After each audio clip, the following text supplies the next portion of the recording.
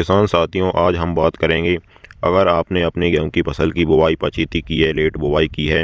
Late बुवाई में क्या होता है किसान साथियों, हमारे किसान भाइयों को गेहूं की फसल से उत्पादन कम मिलता है।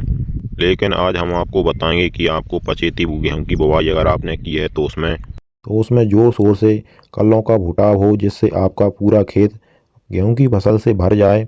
और अगर आपकी गेहूं की फसल में गबोट अवस्था चल रही है, यानी कि आपके गेहूं के पौधे के अंदर ही अंदर बालियों का निर्माण होने लगा है, बालियां बनने लगी हैं, तो आपकी गेहूं की फसल में मोटी एवं लंबी बालियां बने। सभी गेहूं की खेती करने वाले किसान भाइयों के लिए आज की हमारी है वीडियो बहुत ही ज़्यादा खास होने वाली है, क्योंकि हमने इस वीडियो में जो खाद उर्वरक बताए हैं उनका प्रयोग करके आप अपने गेहूं की फसल का उत्पादन आखिर में भी 20 से 25% तक बढ़ा पाएंगे। पूरी जानकारी अच्छी तरीके से जानने के लिए वीडियो को शुरू से लेकर एंड तक पूरा ज़रूर देखिएगा।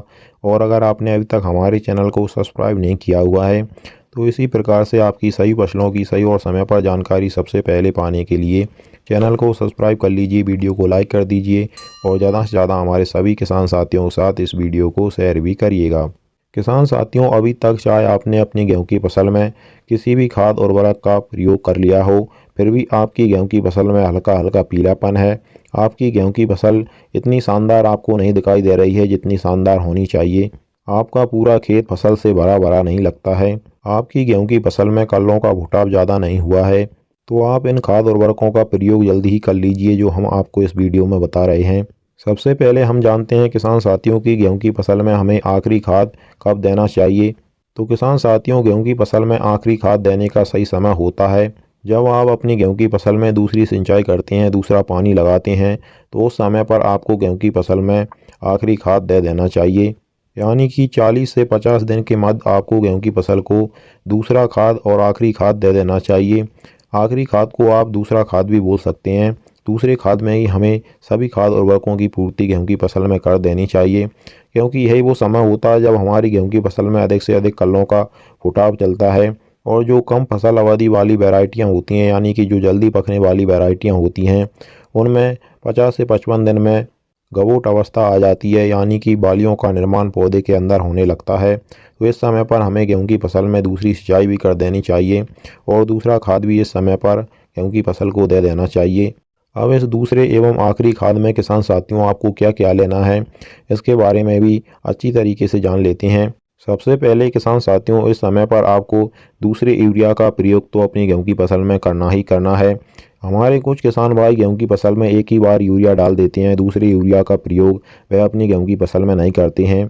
दूसरे यूरिया का प्रयोग करना आपको गेहूं की फसल में इसलिए ज़रूरी है क्योंकि यूरिया के मुख्य कार्य यह होते हैं किसान साथियों, यूरिया में मौजूद नाइट्रोजन से पौधे हरे भरे होते हैं और उनकी हाइट बढ़ती है।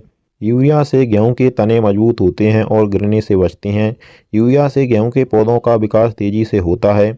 यूरिया से पौधों में कलों की संख्या बढ़ती है, जिससे ज़्यादा बालियां निकलती हैं। हमारे गेहूं के एक पौधे से जितने कल्लों का फुटाव होगा उतनी ही ज़्यादा बालियां निकलेंगी, फिर बाद में हमें उतना ही ज़्यादा उत्पादन मिलेगा।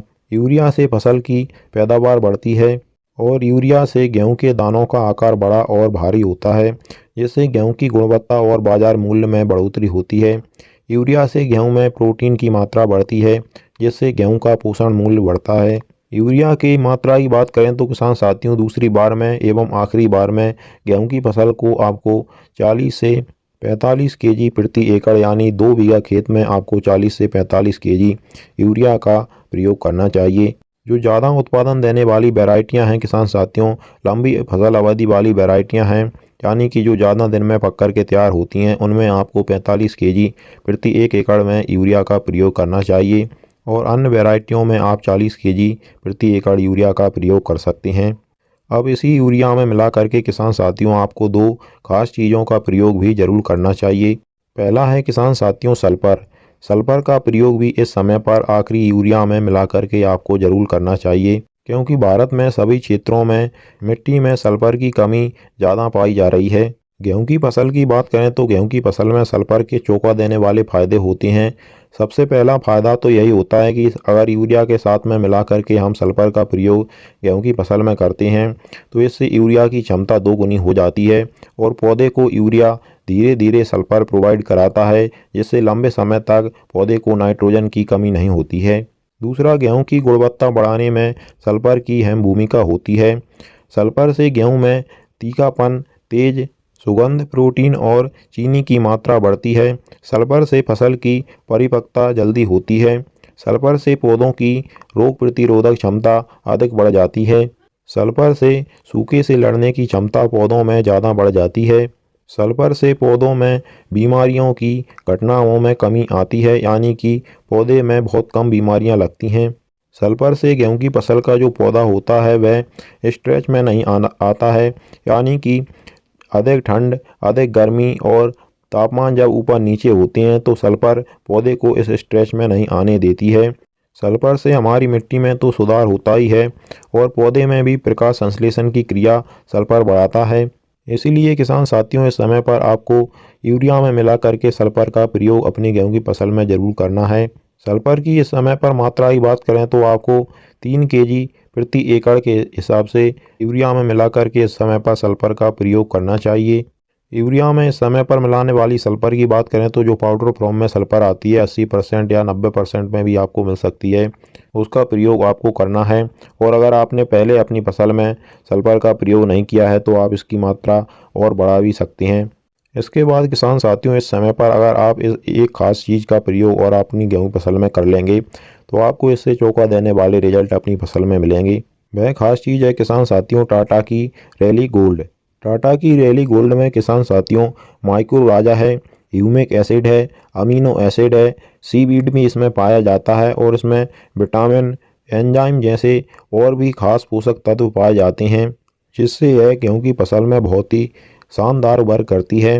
अगर आपकी गेहूं की फसल की जो जड़ें हैं उनमें इतनी क्षमता नहीं है कि वह पोषक तत्वों को ग्रहण कर सकें, पोषक तत्व अगर आपकी गेहूं की फसल की जड़ों से दूर पड़े हुए हैं तो इसमें माइक्रो राजा है। माइक्रो राजा क्या कार्य करता है, जो पोषक तत्व आपकी गेहूं की फसल से दूर दूर पड़े हुए हैं उनको उठा करके गेहूं की फसल को ग्रहण कराता है। और इसमें किसान साथियों ह्यूमिक एसिड है, तो ह्यूमिक एसिड के मुख्य कार्य होते हैं गेहूं की फसल की जड़ों की वृद्धि करना। अगर आपकी गेहूं की फसल की जड़ों का विकास नहीं हो रहा है, जड़ों का विकास अगर गेहूं की फसल का रुक जाता है तो उसमें हल्का हल्का पीलापन आने लगता है। तो ह्यूमिक एसिड से आपकी गेहूं की फसल की जड़ों का विकास तेज़ी से होगा, उसमें हरापन लंबे समय तक बना रहेगा, पीलापन नहीं आएगा। अगला किसान साथियों इसमें अमीनो एसिड है, तो अमीनो एसिड से आपकी गेहूं की फसल की जो बालियां हैं वह लंबी एवं मोटी निकलेंगी। बालियों में ज़्यादा से ज़्यादा फल फूलों का विकास होगा, फल फूल ज़्यादा बनेंगे, बाली बिल्कुल भी खाली नहीं रहेगी। और भी इसमें बहुत सारे पोषक तत्व हैं, तो आपकी गेहूं की फसल में किसी भी पोषक तत्व की कमी टाटा की रैली गोल्ड का अगर आप प्रयोग करते हैं तो बिल्कुल भी पोषक तत्वों की कमी आपकी गेहूं की फसल में नहीं रहेगी, जिससे बहुत शानदार आपकी गेहूं की फसल का उत्पादन आपको मिलेगा। इसकी मात्रा की बात करें तो किसान साथियों आपको 4 केजी लेना है 1 एकड़ यानी 2 बीघा खेत के लिए, और यूरिया के साथ मिला करके आप इसका प्रयोग कर सकते हैं। और वहाँ की किसी अन्य रासायनिक खाद के साथ इसको आप ना मिलाएं तो अच्छा है, क्योंकि इसमें माइक्रो राजा पाया जाता है। माइक्रो राजा को किसी अन्य रासायनिक खाद के साथ में नहीं मिलाया जाता है। अब इन सभी खादों को किसान साथियों आखिरी खाद में अपनी गेहूं की फसल में प्रयोग करने का सही तरीका भी जान लीजिए।